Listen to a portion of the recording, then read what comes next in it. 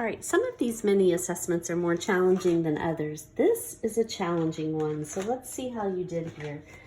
Which of the following equations represent the area of a circle where r is the radius, d is the diameter, and c is the circumference?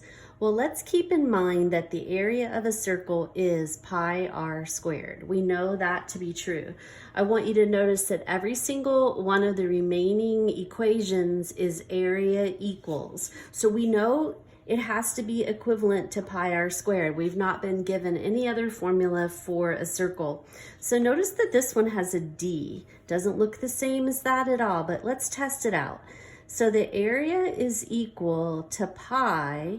Now only the diameter is being squared, and we know that 2 radii are equal to a single diameter over 4. Well, if we square this, we end up with pi times 2 squared is 4, r squared would be r squared over 4, and then those cancel out. So it turns out that this is equivalent to just pi r squared. Okay, what about the next one? Again, area is equal to pi times, we're going to replace that d with the 2 radii over 4, and it's being squared. So pi times 2 squared is 4, r squared is just r squared, but the denominator is included. This is a fraction that's being squared, so we would also need to square the 4 in the denominator. So this simplifies to pi times r squared over 4, and that is not equivalent to the area formula. Okay, what about this next one? We've got a c. So I'm going to replace the c, area is equal to circumference, with the 2 pi r over 2 pi.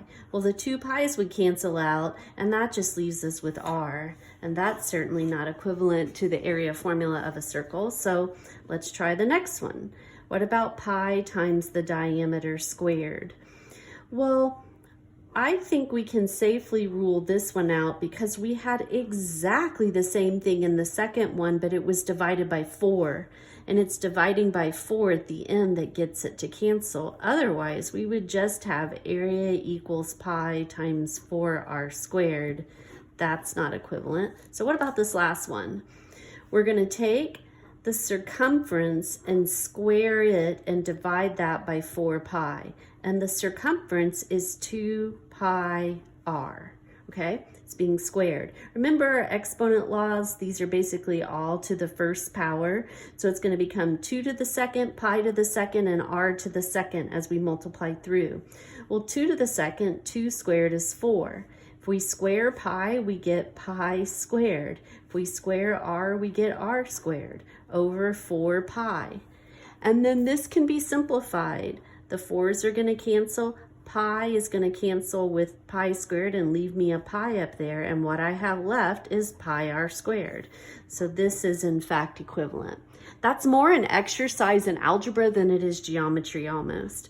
All right, a father is offering 3 portions of cropland to his daughter. She wants to make a corn maze. But here's the thing. She doesn't want more than 2,220,000 square feet of corn maze. So here are our options. The first portion has a radius of 850 feet.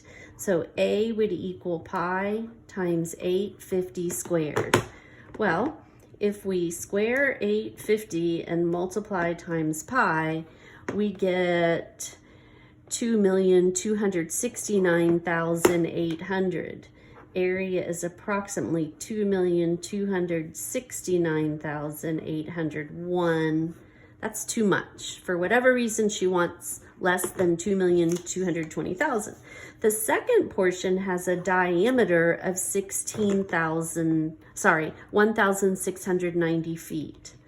Let's cut the diameter in half. It's got a radius of 845. So its area would be pi times the radius squared.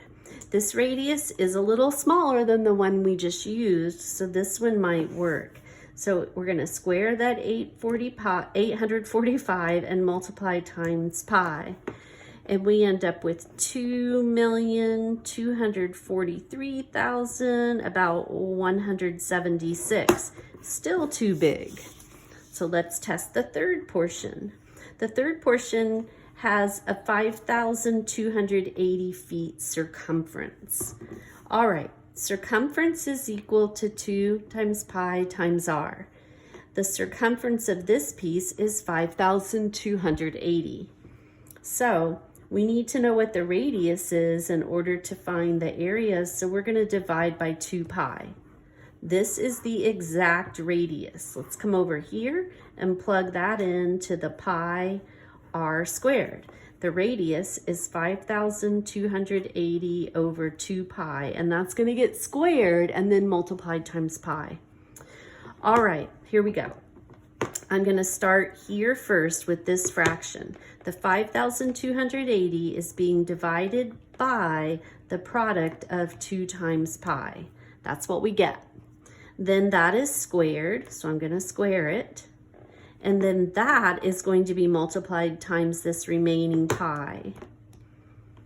And we end up with approximately 2,218,493, which does stay below her desired amount. So it's going to be portion C, portion 3.